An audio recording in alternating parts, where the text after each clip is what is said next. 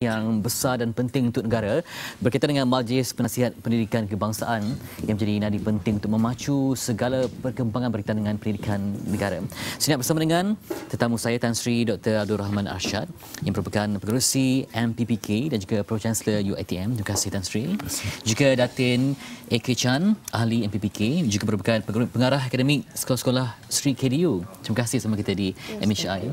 Baik, Tan Sri sebagai pengerusi untuk Majlis Penasihat Pendidikan Kebangsaan, bunyinya pun memang begitu besar sekali untuk membawa pendidikan Malaysia ke tahap yang tinggi. Pengalaman Tan Sri yang cukup luas sekali melihat bagaimana pendidikan Malaysia berkembang dari dulu sehingga sekarang, bagaimana ia berlalu, Tan Sri. Ya. Pendidikan perlu berubah dari waktu ke waktu kerana ini memenuhi keperluan masyarakat. Masyarakat berubah. Dan bila berubah, maka kehendak juga akan berubah. Dan pendidikan harus sesuaikan dengan kehendak ini. Jadi perubahan ini harus dilakukan sepanjang waktu. Dan dinilai dari masa ke masa untuk sesuaikan. Dan pendidikan dalam yang jadi kajian ataupun perhatian MPPK ini melibatkan semua peringkat. Dari prasekolah ke sekolah rendah, menengah dan pendidikan tinggi. Jadi kami melihat pelaksanaannya, pertama dasarnya, kedua ini pelaksanaannya. Kerana pelaksanaan ini akan mengambil kira kemampuan sebenarnya. Jadi ini harus dikaji dan inilah bidang yang nak dilihat oleh MPPK ini. Okey, Tan Sri tadi ada menyebut tentang kemampuan.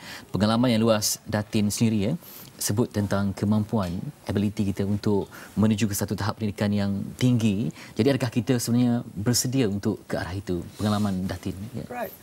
Actually, if we look at our Malaysian education system, there are few things that are really working very well for us and should be retained. For instance, we are very strong in curriculum content. For instance, for mathematics and science, and this is what we should work on and build upon. But what needs to be changed quite dramatically would be the way the children are being taught these subjects. So it is not a problem with the curriculum, but it is a problem with the teaching pedagogy. So if we move towards a system where the teaching pedagogy is more interactive, where we engage the students in the lesson itself and we identify very specific outcomes from each lesson, I think the learning and the performance of the students will naturally improve. Jadi kita lihat Tan Sri ya, banyak sekali individu berpengalaman, tokoh-tokoh yang telah pun diserap masuk dalam MPPK ini. Tan Sri melihat bagaimana dengan pelibatan lebih ramai pakar-pakar pendidikan ini? Ya. Saya rasa beruntung kerana MPPK ini dianggotai oleh orang-orang yang berpengalaman yang mendalam dan pengetahuan yang juga tinggi. Samping itu saya tertarik dengan kesedaran mereka yang sebenarnya baik dan ini memberi sumbangan yang baik terhadap pandangan ini. Walau bagaimanapun, walaupun kami ramai dan mempunyai pengalaman yang luas, kami diberi tempoh 2 tahun untuk melaksanakan apa yang perlu. Kalau tempoh 2 tahun, kalau kita melihat pendidikan ini terlalu luas dan 4 bidang ini 2 tahun mungkin ada fokus dulu. Jadi saya sudah minta kalau boleh kemudian mengkaji bahagian-bahagian dari atas ke bawah, dari universiti ke prasekolah dan tentukan bidang-bidang yang perlu diberi perhatian mengikut prioritasnya. Dan kalau sudah digariskan perkara yang harus dikaji, maka kami akan tumpukan perhatian di itu. Sebab nak merangkumi semua, kami tak mampu sebenarnya. Ini akan dibincangkan. Jadi kementerian akan aturkan bidang-bidang yang diberikan perhatian mengikut prioritasnya. Dan dari ini kita akan kaji apa tumpuannya. Tumpuannya harus berasas kepada 3 perkara. Yang pertama, dalam apa pelaksanaan pun kita hendakkan prasarana. Kalau prasarana belum sediakan, maka bergerak susah. Yang kedua, tenaga yang melaksanakan. Adakah tersedia atau tidak? Kalau kita nak buat sesuatu, kalau kita belum mampu segi tenaganya, barangkali kita harus mengatur langkah perlahan-perlahan. Yang ketiga, sambutan orang. Kerana apa yang kita lakukan harus diterima. Dan kita nak gabungkan sekali murid, guru dan bapa. Jadi penyertaan itu harus menyeluruh. Luas ya. Prasarana tadi Tan Sri sebutkan. Kemudian dari segi tenaga. Juga yang terakhir. Yang terakhir ialah masyarakat umum. Sebut tentang itu, Datin, ya. Bagaimana dengan public engagement untuk program ini supaya nanti kita membuat satu dasar program dan sebagainya, ada pelibatan publik, ibu bapa, masyarakat, supaya nanti mereka faham apa hala tuju yang kita ingin capai. Right. So the education blueprint is formulated by the Ministry of Education. So it flows down to the people in the ministry and the people who are running the schools. So it would be a very difficult task for the ministry alone to reach out to the community. Therefore, the ministry will have to engage the heads of the schools throughout the country to engage with the community, to explain the aspirations of the blueprint, how the blueprint will be rolled out, so that confidence is built up among the public to support the blueprint. Because without the support of all the stakeholders, it will take an even longer time for us to achieve whatever we set out to achieve in the blueprint. So other than the ministry working on the blueprint, the school principals, the students and so on, we do actually need the support of the public and the understanding of the parents about how the blueprint is going to work for the benefit of their children and therefore to support the blueprint. Okey, Datin ada pengalaman dengan sektor kerajaan dan swasta, ya. Jadi adakah Datin melihat kadang-kadang pelajar, guru menjadi bahan eksperimen? Terlalu banyak eksperimen yang dibuat? Too many experiment maybe? For teachers and students. Kadang-kadang mereka lakukan peperiksaan jenis ini kemudian tukar lagi. Jadi mungkin terlalu banyak dalam masa yang singkat, ya, banyak perubahan. Alright. Now when there's an implementation of a new system or a new policy, some changes along the way should be expected because it is not all good if there are no changes along the way because there is no intention to review and to improve. So if along the way we find that the implementation is not getting the desired results, we should have the courage to make the changes at an early stage so that we do not carry the mistakes to higher level and then later it will be more difficult to undo those mistakes. Okey, pandangan yang bernas. Tan Sri, pengalaman yang luas juga, ya. Kita kena kenal pasti masalah. Apa sebenarnya masalah yang ada dalam sistem pendidikan kita yang perlu kita tukar dalam masa yang terdekat? Kalau Tan Sri berikan masa 2 tahun ini. Saya memandang pendidikan sebagai satu pelaburan. Pelaburan untuk menyediakan masyarakat akan datang. Apa bentuknya dan apa jenisnya. Maka kalau itu hasrat kita mulakan penanaman modal itu seolah-olah dari sekolah rendah lagi dan meningkat ke menengah. Dan dalam melakukan ini, berasaskan keadaan negara kita sendiri, barangkali ada beberapa perkara yang harus kita beri perhatian. Yang pertama, kita harus fikirkan bahawa semua murid harus mendapat pendidikan. Dan pendidikan diberikan itu ialah yang sempurna dan baik. Dan baik, yang ketiga, kita juga harus lihat bahawa kita ada perbezaan antara yang boleh, keadaan yang menggalakkan dan keadaan yang tak menggalakkan. Di tempat yang tak maju, ini bukan salah mereka. Oleh kerana barangkali ekonominya rendah, keadaan sosialnya rendah, ibu bapa juga tidak punya pelajaran untuk membimbing anak-anak dan terlalu sibuk. Maka pembahagian perhatian itu harus ditentukan. Kalau kita tumpukan perhatian kepada yang maju, bagaimana yang belum maju? Ini juga harus dibangunkan. Dan untuk membangunkan ini, maka kita perlukan guru yang sempurna. Dan saya katakan demikian oleh kerana guru menjadikan walau apa dasar kajian yang buat sekalipun yang menyampaikan harapan ini diberi darjah. Dan kalau diberi darjah guru, maka guru harus mengubah cara mengajar. Pada masa yang lampau kita dengar guru mengajar, murid mendengar. Boleh tidak kita ubah sekarang? Guru bercakap kurang, biar murid bercakap lebih. Datin sebut tadi interaksi, ya, interaktif. Saya katakan demikian. Kalau guru cakap kurang dan guru murid cakap lebih, guru dapat meninjau kefasihan murid. Yang kedua, pengetahuan murid. Dan dengan demikian dapat memimpin untuk memperbaiki keadaan. Dan murid-murid juga akan digalakkan buat kajian. Kalau tidak, dia nak bersuara bagaimana? Dan akhir sekali, saya juga fikirkan bahawa masalah murid kita hari ini ialah kurang melahirkan perasaan, tak banyak bercakap. Apa sebab, Pasri? Barangkali pengetahuannya cetek, barangkali keberanian tak digalakkan, barangkali cara kita mengajar dengan kita bercakap, murid dengar saja. Satu hala sajalah. Ya, satu hala. Dan banyak menghafal, kurang berbincang. Jadi ini harus kita galakkan. Kita lahirkan masyarakat yang berfikir. Kalau kita jadikan kata inovatif dan inovatif dan sebagainya, kreatif, ini lahir dari pemikiran. Jadi pengetahuan tak cukup kalau tak digalakkan berfikir. Kerana ada pengetahuan, boleh berfikir, maka lahir penciptaan. Jadi ini harus kita ubah. Ya, itulah ada kaitan juga dengan prasarana Tan Sri. Sekarang pada luar bandar dia tak ada akses kepada internet contohnya. Jadi di mana ada No soal resource. kesamarataan tak ada. Jadi tumpuan kita di mana? Datin, tahap kompetensi guru bagaimana? Mungkin kita perlu satu investment dari segi training dan sebagainya. I think the coaching and training of teachers would be critical to the success of this blueprint, because the success of a system cannot exceed the success of or the quality of the teachers. Therefore, it is the teachers who are the front runners in driving the blueprint, and therefore all efforts should be made to support the teachers in their teaching duties in the classroom.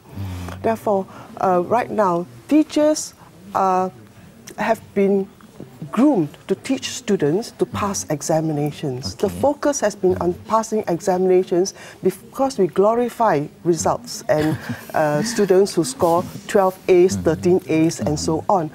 But there's insufficient emphasis on developing all the other skills like higher order thinking skills, creativity, leadership and so on.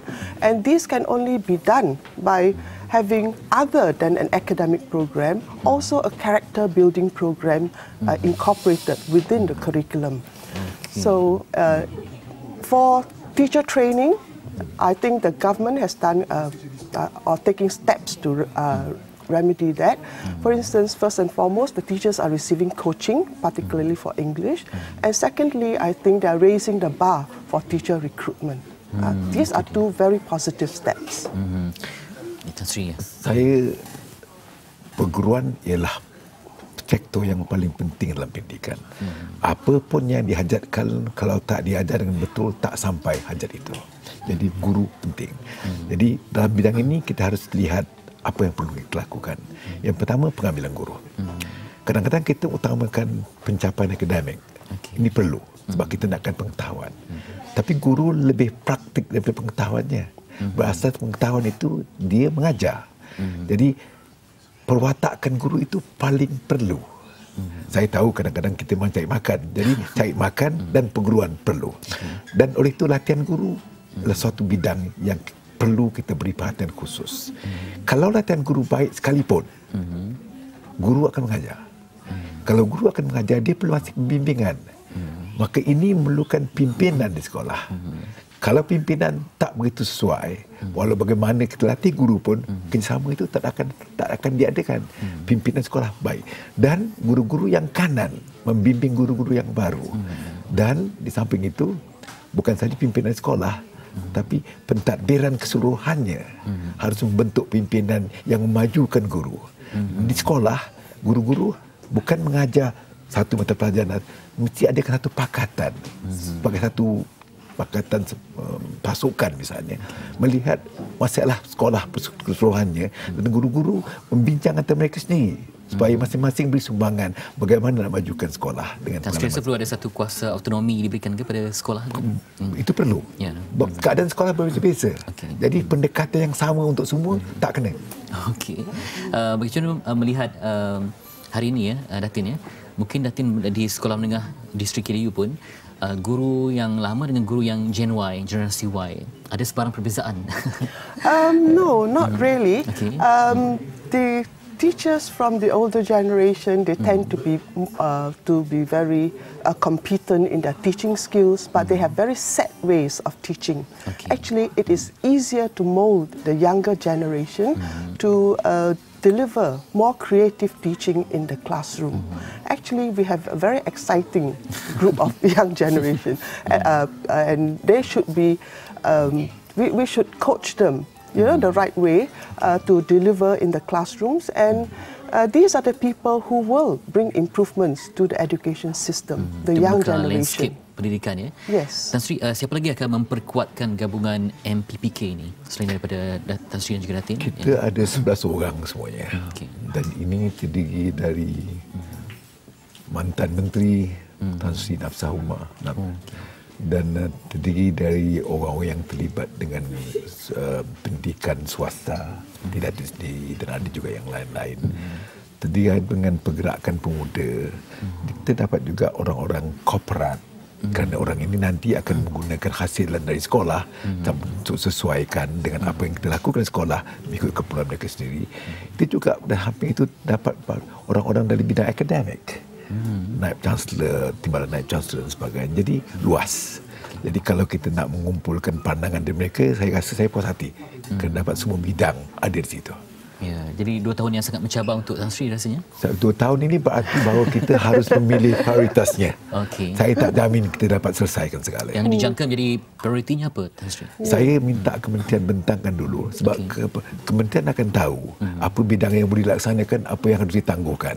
Jadi buat sementara waktu saya melihat pendidikan tinggi dulu. Dan saya minta kementerian memukakan cadangan bidang-bidang mana yang beri perhatian. Di samping itu, kalau di luar cadangan itu juga, kalau kita rasa perlu, kita akan kemukakan juga.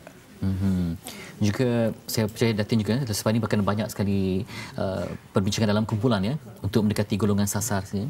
Apakah kita akan hanya fokus kepada sebenarnya tadi Datin sebutkan kita glorify mereka yang hebat ya masuk ke peringkat lebih tinggi di seperti SBP, MRSM, tapi untuk yang tercicir, apakah pendidikan seperti vocational juga harus kita berikan tumpuan supaya nanti modal insan itu berluas Datin. Right. Children learn in different ways and they have different talents. Not all are born or destined to be successful academically. Therefore, we do have to cater for those who will be successful in other fields. And I think the vocational education is a very integral part of the entire education system. So with the vocational education, we are actually taking one big step in catering to the needs of those who will not make it to higher institutions of learning, but who will be able, with the right coaching and the right training that they receive, will also be equally big contributors to the economy, people who will contribute to society and so on. Kita akan ini menjadi satu turning point baru dalam dunia pendidikan kita. Yes, we need to take care of those people who cannot make it to the universities as well. Okey, sama ada kita setiap hari bawa Tan Sri, Dr. Abdul Rahman Arsyad sebagai pengerusi, juga kita Datin Eki Chan, kemudian kita ada juga yang lain, pengerusi Majlis Profesor Negara Tan Sri Profesor Dr. Zakri Abdul Hamid yang dilantik sebagai Timbalan Pengerusi MPPK. Anggotanya termasuk pengerusi Ahli Lembaga Penduduk dan Pembangunan Keluarga Negara Tan Sri Nafsia Omar, Presiden Yayasan Dakwah Islamiah Malaysia Yadim, Senator Dato' Dr. Ashraf Wajdi Dusuki, serta pengarah eksekutif Persekutuan Bajikan Malaysia MEF Dato' Samsudin Bardan. Menyertai mereka ialah pengarah urusan Asia Pasifik Gazprom Marketing and Trading Private Limited Singapura Dato' Muhammad Medan Abdullah, Pengetua Kolej Wadi Sofia Dato' Hassan Harun dan Naib Chancellor UMS Dato' Profesor Dr. Muhammad Harun Abdullah. Baki 3 lagi ialah anggota PBK, Fellow Penyelidik Utama Institut Alam dan Tamadun Melayu UKM Datuk Profesor Dr. Teo Kok Siong, Fellow Penyelidik Institut Kajian Etnik UKM Datuk Dr. Denison Jayasuriya dan Pengetua Sekolah Menengah Sri KDU Datin Ong Guan Siu. Yes. Betul ya? Yes. Okey. Okey, jadi itu nama-nama yang cukup besar. Tan Sri Muhyiddin Yassin juga Menteri Pendidikan berkata kepentingan menubuhkan majlis itu diperuntukkan dalam Akta Pelajaran 1961 dan banyak perancangan diberikan. Dan juga tadi terima kasih juga kepada Tan Sri dan juga Datin berkongsi banyak buah fikiran yang bernas dan saya mendoakan, kita semua doakan yang terbaik untuk melepasi apakah keutamaan dan juga hala tuju 2 tahun yang cukup mencabar untuk Tan Sri. Namun saya percaya pengalaman Tan Sri yang luas mampu untuk memimpin PBK ke peringkat yang lebih tinggi insya-Allah. InsyaAllah. Okey. Itu dia perkongsian yang singkat namun penuh dengan ilmu untuk pagi ini. Dan kita nanti nak berehat seketika sebelum kita tampilkan 2 vokalis wanita baru untuk menceritakan MHI pagi ini selepas ini.